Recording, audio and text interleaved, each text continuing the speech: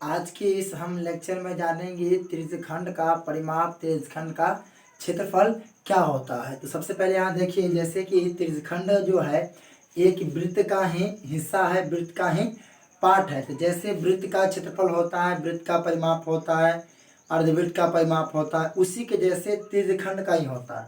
तो त्रिज्यखंड भी एक वृत्त का जो है परिमाप के ही जैसा और उसके क्षेत्रफल के जैसा ही आएगा। जैसे वृत्त की परिमाप की बात करें तो वृत्त का जो परिमाप आता है तो वो क्या आता है, परिमाप को ही परिधि कहते हैं, ठीक है। तो वो आपका आता है 2πr। क्षेत्रफल की बात करें तो वह आता है आपका πr²। इसके बारे में हम देख चुके हैं। उसके बाद जैसे आप यहाँ देख लीजिए, जैसे वृत्त जो बनता है इस तरीका से गोल बनता है। तो 2πr जो है, 2πr जो है तो वृत्त के परिमाप के बदले 2πr। यहाँ पर इसके केंद्र पर कोण की बात करें तो केंद्र पर जो कोण बनता है 360 यहाँ बनता है। इसको मैं ऐसे लिख सकते हैं 360/360, क्योंकि यहाँ पर 360 बनता है। यदि अर्धवृत्त की बात करें, अर्धवृत्त की, अर्धवृत्त का क्षेत्रफल बताए थे, अर्धवृत्त का क्षेत्रफल होता है πr²। तो πr² को हम ऐसे लिख सकते हैं, वृत्त के πr²/2। ये बटा 2 कहाँ से आया, अभी आप देखिए। πr², ये अर्धवृत्त में है तो यहाँ पर केंद्र पर कितना कोण बन रहा है, 180। इसको हम लिख सकते हैं 180/360, 180/360 ये आ जाएगा। उसके बाद परिमाप की बात करेंगे तो ये आधा है, ये आधा, ये आधा। तो आधा परिमाप होता है πr। तो πr कैसे आया, तो वैसा ही 2πr एंगल पर यहाँ केंद्र पर कितना कोण बन रहा है, 180। तो 180/360 ये लंबाई, खाली परिमाप मतलब ये परिमाप तो अर्धवृत्त का पूरा आएगा, लेकिन ये लंबाई से पूछे आधा हिस्सा वृत्त का, तो क्या है 180/360। इसी को आप हल करेंगे तो आपका क्या आता है πr, और 2πr रहेगा तो 2πr। उसी के जैसा ये त्रिज्यखंड भी एक वृत्त का ही हिस्सा है। तो त्रिज्यखंड का जो क्षेत्रफल आएगा, त्रिज्यखंड का क्षेत्रफल, त्रिज्यखंड का जो क्षेत्रफल आएगा वह आपका आएगा, वृत्त का ही एक हिस्सा है तो वृत्त का क्षेत्रफल क्या होता है, πr²। ये वृत्त का कितना हिस्सा ले रहा है, तो वह एक पूरा हिस्सा गोल घूमेगा तो 360 का कोण बनाएगा। उसमें से जैसे वृत्त बनता था 360/360 आता है तो कट के 1 आ जाता है। अर्धवृत्त की बात करेंगे तो 180/360 आता है। 180 क्या है, जो केंद्र बन रहा है दोनों त्रिज्याओं के बीच। तो यहाँ पर यह केंद्र पे जो कोण बन रहा है तो इसका जो है कितना हिस्सा ले रहा है, तो थीटा हिस्सा ले रहा है। कहाँ से, 360 से। इसका आंसर रहेगा त्रिज्यखंड का क्षेत्रफल θ/360 इंटू πr², θ/360 πr²। त्रिज्यखंड का क्षेत्रफल आ गया। त्रिज्यखंड की चाप की लंबाई पूछेगा, त्रिज्यखंड की चाप की लंबाई,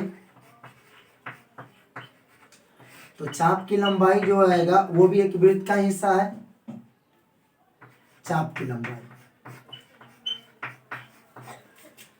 तो एक वृत्त का ही हिस्सा है, तो वृत्त का जो है परिमाप होता है 2πr।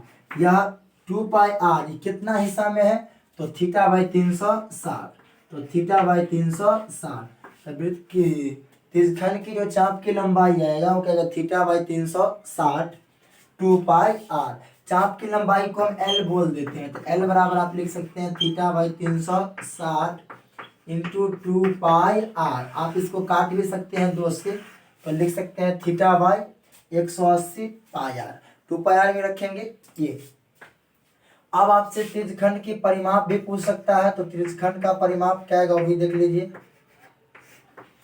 त्रिज्यखंड का परिमाप, परिमाप मतलब पूरा माप, परिमाप मतलब पूरा माप। जैसे बाहर बाहर जहाँ से आप चल सकते हैं तो ये चलेंगे, ये लंबाई, फिर यहाँ से ये लंबाई, ये पूरा आएंगे। यहाँ आपका ये L है और ये आपकी वृत्त की त्रिज्या है, तो ये क्या है R।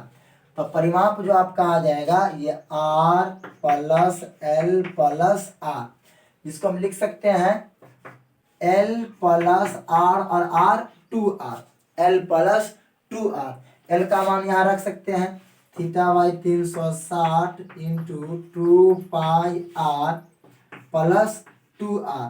इसमें से आप कॉमन भी ले सकते हैं 2R, उसके बाद भी लिख सकते हैं। तो ये आपका आ गया त्रिज्यखंड का परिमाप। ये याद रखेंगे L प्लस 2R, L का मान होता है थीटा बाई 360 इंटू 2πr। यह आपका आ गया क्या चीज, वृत्तखंड है, सॉरी त्रिज्यखंड का। यहाँ तक आप नोट कर लीजिएगा। अब जो है आगे इसको क्लीन करके हम जो है इसी के जैसा जो है वृत्तखंड है तो वो देखेंगे वृत्तखंड का जो है क्या आता है। तो वृत्तखंड जो है, त्रिज्यखंड क्या है वो भी जान लीजिए। त्रिज्यखंड जो है किसी वृत्त की दो त्रिज्याओं से, किसी वृत्त की दो त्रिज्याओं के जो है बीच का क्षेत्र होता है उसी को हम बोलते हैं त्रिज्यखंड। और वृत्तखंड क्या है, वृत्तखंड जो है किसी वृत्त की जो है कोई जीवा जो है उसको दो भागों में बांट देता है, जिसमें से जो प्रत्येक भाग जो है वृत्तखंड कहलाता है। तो वृत्तखंड का क्षेत्रफल कैसे निकालेंगे वो देखिए। वृत्तखंड देखिए क्या होता है, जैसे ये वृत्त है आपका,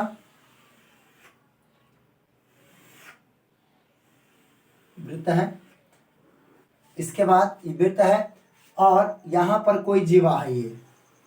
ये जो हिस्सा है नीचे वाला, यही वृत्त के नीचे वाला, इसी को बोलते हैं वृत्तखंड। ये छोटा है तो इसी के लिए इसका नाम होता है लघु वृत्तखंड। और ऊपर वाला भी वृत्त का ही हिस्सा है जीवा से द्वारा। तो जीवा के द्वारा कोई भी जीवा खींचेंगे तो उसको दो भागों में बांट देगा, कोई बड़ा होगा कोई छोटा होगा। यही जब जीवा बराबर भागों में बांट देगा तो उसी को हम अर्धवृत्त बोल देते हैं। ये छोटा है तो इसे लघु वृत्तखंड बोलेंगे और बड़ा वाला को हम बोलेंगे दीर्घ वृत्तखंड। छोटा वाला को लघु वृत्तखंड, बड़ा वाला को दीर्घ वृत्तखंड। और अब आपसे पूछा जाए कि इस लघु वृत्तखंड या दीर्घ वृत्तखंड का क्षेत्रफल तो वे कैसे निकालेंगे वो देखिए।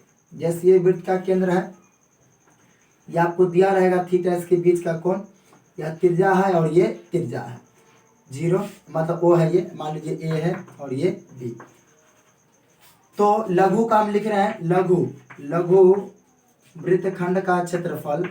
तो लघु वृत्तखंड का जो क्षेत्रफल आ जाएगा वो कैसे निकलेगा। ये देख रहा है ये लंबाई, ये और ये त्रिज्या है और त्रिज्या के बीच से बनता है तो उसे क्या बोलते हैं त्रिज्यखंड। तो त्रिज्यखंड का क्षेत्रफल, त्रिज्यखंड का क्षेत्रफल, त्रिज्यखंड के क्षेत्रफल में से क्या करेंगे हम घटा लेंगे, यहाँ तक दिख रहा है, हाँ, घटा लेंगे त्रिभुज AOB का क्षेत्रफल, त्रिभुज AOB का क्षेत्रफल। त्रिज्यखंड के क्षेत्रफल में से त्रिभुज AOB का क्षेत्रफल घटा लेंगे तो आपका क्या आ जाएगा, वृत्तखंड का क्षेत्रफल आ जाएगा।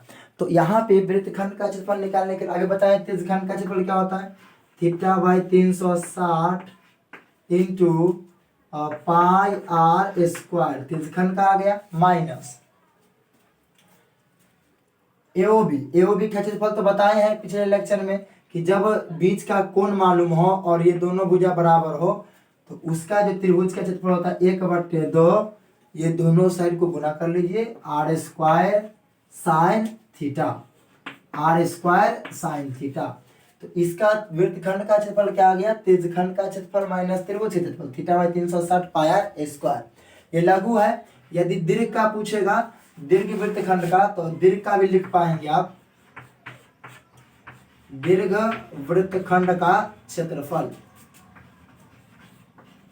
दीर्घ वृत्तखंड का क्षेत्रफल पूछेगा तो ये इसके लिए यह जो कोण है आपका ये बड़ा कोण बन जाएगा, ये बड़ा कोण बन जाएगा। लेकिन बड़ा कोण बनने के कारण जो है साइन थीटा का मान बड़ा हो जाएगा, जो आपको नहीं पता हो सकता है साइन।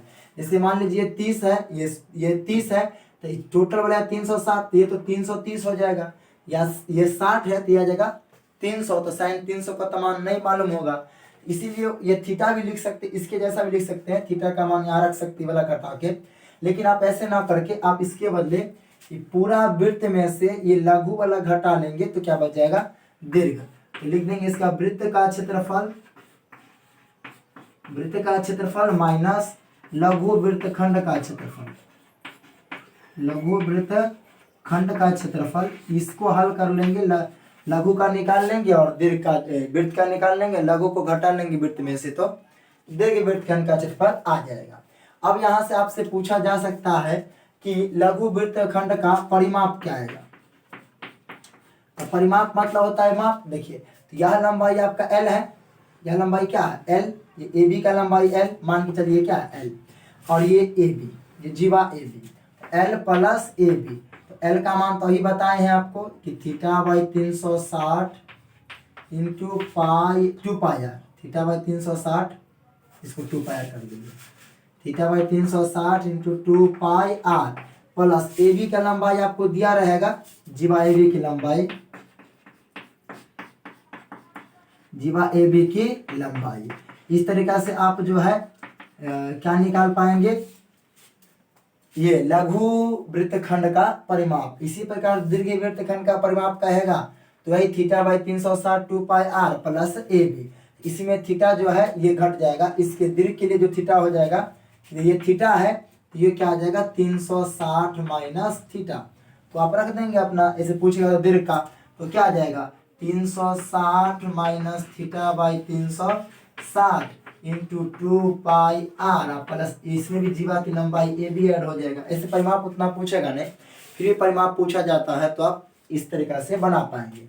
ये फॉर्मूला देखिए कैसे होता है, सब कुछ से देखिए। फिर अगले लेक्चर में जो है इसका कुछ सवाल भी देखेंगे। अब ये वृत्त से संबंधित जो भी था, तेजखंड वृत्तखंड ये हो गया। अब कुछ चक्कर वाले भी जानेंगे पहिया व्यय के बारे में, फिर सवाल भी करेंगे। अभी थ्योरी कर रहे हैं, सवाल भी करेंगे। तो आज के लिए इतना ही रखते हैं, फिर मिलेंगे आपसे नेक्स्ट वीडियो में। तब तक के लिए ओके बाय, जय हिंद।